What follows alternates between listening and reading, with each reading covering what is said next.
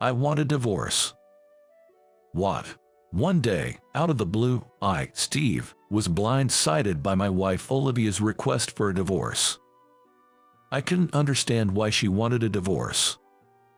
I was completely clueless because I hadn't done anything that might lead to this. A divorce? You're joking, right? I'm not joking. I'm serious. Why? Tell me the reason. I asked Olivia for an explanation, but she refused to say anything. How did it come to this? I racked my brain trying to figure it out. Olivia and I met through mutual friends. We both loved watching movies, and since Olivia was a former drama club member, we went to see a lot of movies and plays together. After many dates, we started going steady and eventually got married. I was content with Olivia, and I thought she felt the same. But now, she was just looking down, not saying a word. The silence was painfully awkward. Unable to stand it any longer, I finally broke the silence. If you want a divorce, at least tell me why. I won't agree to it otherwise. I have a right to know the reason, don't I? Reluctantly, as if she was being forced, Olivia let out a heavy sigh. I've found someone else. Excuse me. That's right. I've fallen for someone else. Shall I contact him for you? The Olivia I was seeing was cold and unlike the woman I had lived with for 5 years. Could this really be the same woman I had shared my life with for so long? Confused as I was, Olivia seemed unapologetic and defiant. Her demeanor only fueled my anger over my confusion. Here, this is the person. Olivia showed me a photo of her with another man, pushing my anger to its limit. How dare you? Are you making a fool out of me? Feeling betrayed by the woman I loved, my love for Olivia turned into hatred. I didn't realize it at the time, but Olivia looked momentarily sad, or maybe relieved, at my reaction. Don't bother trying to get alimony. There's no proof. Her cold words chilled the room. What was my love worth? Was the time I spent with her so insignificant that she could just replace me with another man? Was I really that insignificant? I felt more and more miserable. Why did I ever love such a woman? Filled with disgust for Olivia, I agreed on divorce. Olivia quickly left with her bags, which she had already packed. The next day, I was left alone in our spacious house. For a while, I survived on takeout food, living life in a daze. But eventually, I realized that wasn't going to cut it and threw myself into work to distract myself from the loneliness. As time passed, my anger faded, and occasionally I would remember Olivia's good qualities, which made me feel sad. I found myself feeling down quite often, and seeing this, my boss Michael suggested we grab some dinner, taking me to a fairly nice restaurant. As we looked out at the night view, Michael encouraged me, saying, "There will be another chance. Forget about that terrible woman," and gradually, I began to think less and less about Olivia. 2 years later, I received a call from my sister-in-law, Emily. I had no intention of speaking to her, so I didn't answer the phone and eventually blocked her number because she was persistent. Even though I thought there was nothing left to discuss, Emily shockingly showed up at my house, which took me by surprise. "Please leave. You're not welcome." "Please, I really need to talk to you." Emily came to my house and said that, but I slammed the door in her face. The reason I avoided Emily was because she looked too much like Olivia. Seeing Emily reminded me of Olivia.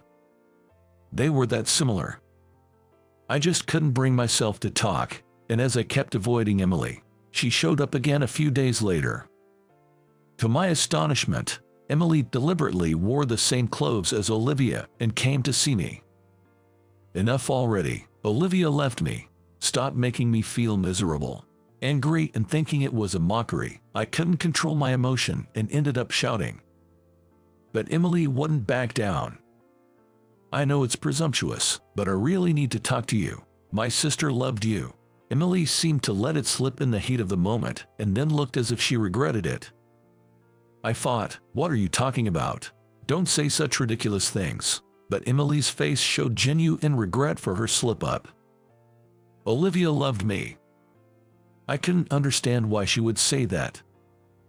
I'll be waiting at the Cat's Hotel. If you felt even a slight doubt about my sister, please come.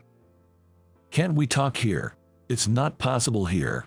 With that, Emily ran off. I took a moment to think. Honestly, I was initially furious and thought it was a joke, but as I calmed down, I couldn't deny feeling a touch of happiness seeing Emily dressed like Olivia. The last time I spoke with Olivia about the divorce, I indeed felt something was off. It was as if the person in front of me wasn't the Olivia I knew, but someone else wearing her face. Was that really Olivia? To confirm all my questions, I headed to the hotel. A restaurant at the Cat's Hotel. It had private rooms, and it was also the place where I proposed to Olivia. Emily had stopped dressing like Olivia and apologized as soon as I arrived. I'm sorry for making you uncomfortable. We needed privacy. Thank you for coming. If you're going to apologize, then tell me why you called me here. Olivia loved me. Then why isn't she here?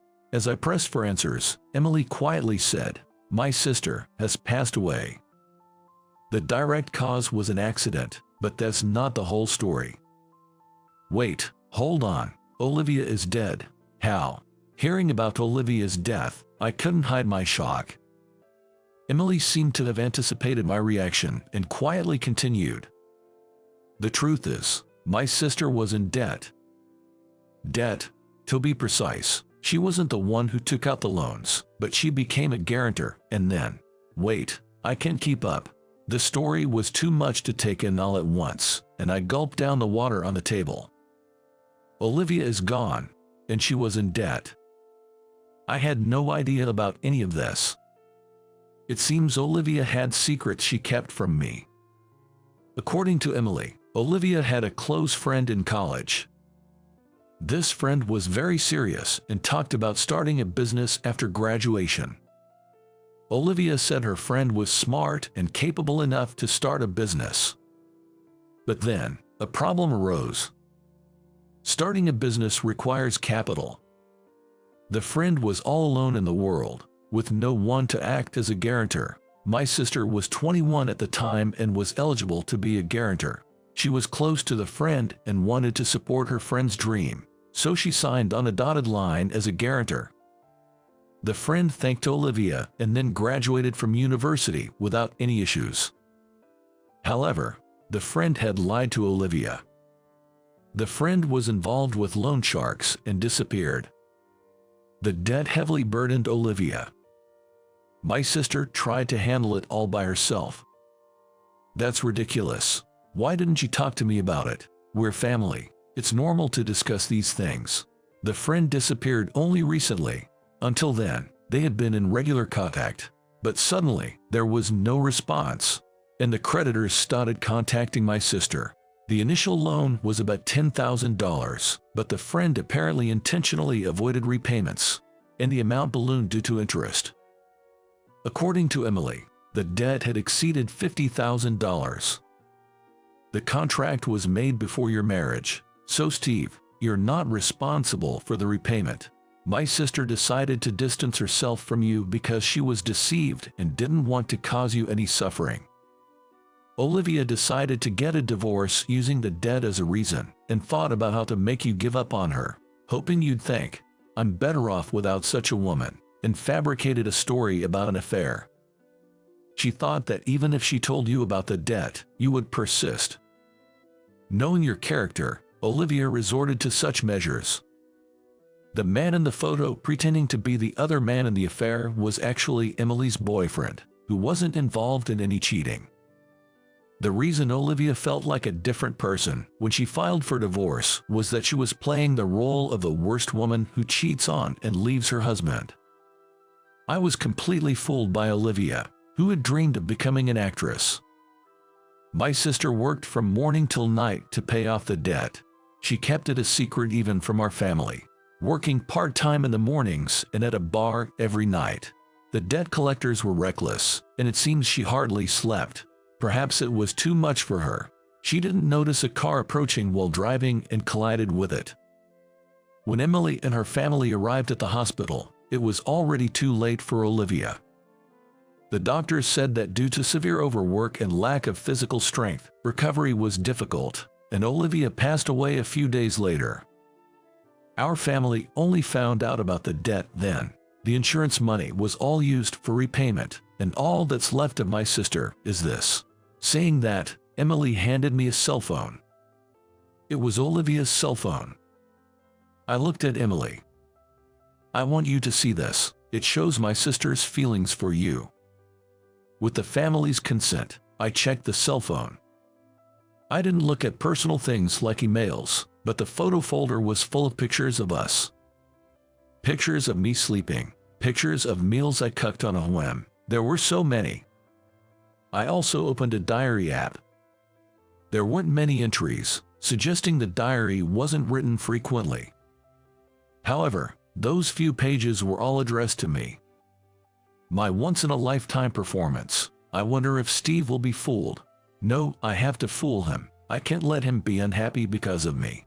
It's ironic that I practiced for my dream of becoming an actress, but I had to use those skills here. But it was worth it if it will distance him from me. This entry was dated the day Olivia asked for a divorce. It showed Olivia's resolve. There was a significant gap until the next entry, but again, it was about me. I saw someone who looked like Steve in town. Even though it's impossible, I couldn't help but follow him with my eyes. How silly. After I let him go, Steve surely doesn't want to see me anymore. I made it that way. I don't deserve to feel sad, but why am I so sad? How can I fill this emptiness? Olivia felt the same loss in her heart as I did. I've thought about the same thing. How can one fill the void in their heart? But such a thing is never truly filled. That's how significant we were to each other. They say that you only realize what you've lost once it's gone, and it's not entirely wrong. I felt the same way. The diary comes to its final page, but there are hardly any words written there. Just one sentence: I want to see Steve. Olivia, in her final moments, she was calling your name, wanting to see you. She said if she was going to die anyway, she should have gone to see you. Emily, in tears, handed me something. It was the last thing my sister held onto. Our family discussed what to do with it, thinking maybe it was better for Olivia's sake to stay silent. But it was too sad to let her feelings and misunderstandings remain as they were. I'm sorry.